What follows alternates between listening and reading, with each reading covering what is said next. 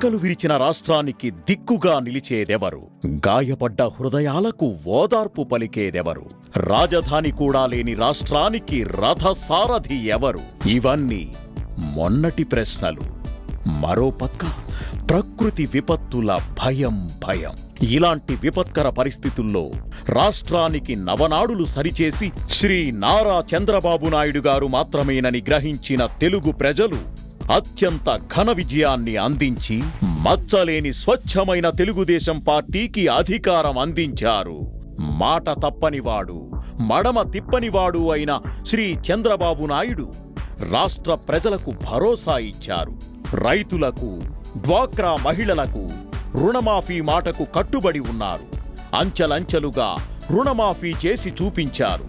ఓ పక్క నవ్యాంధ్ర నిర్మాణ ఆలోచనలు, మరో పక్క రాష్ట్ర ప్రజల అభివృద్ధి ప్రణాళికలు, అవిశ్రాంత పర్యటనలు, పెట్టుబడుల ఆకర్షణలు, విదేశీ ఆర్థిక పారిశ్రామిక మేధావులతో చర్చలు. కేవలం ఒక్క ఏడాదిలోనే నవ్యాంధ్రప్రదేశ్ ముఖ్యమంత్రి శ్రీ నారా చంద్రబాబు నాయుడు గారి పాలనలో రాష్ట్రాభివృద్ధి పరుగందుకుంది.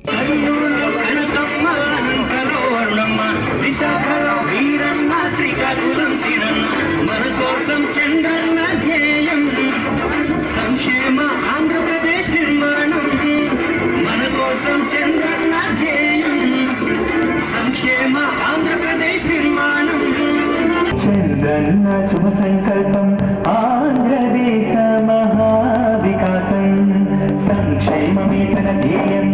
చరిత్రలో ఇది కొత్త అధ్యాయం. దళిత గిరిజన సాధికారం, బడుగు జనుల కల సాకారం. దళిత గిరిజన సాధికారం, బడుగు జనుల కల సాకారం. చంద్రన్న సంక్షేమ పాలన, చంద్రన్న సంక్షేమ పాలన.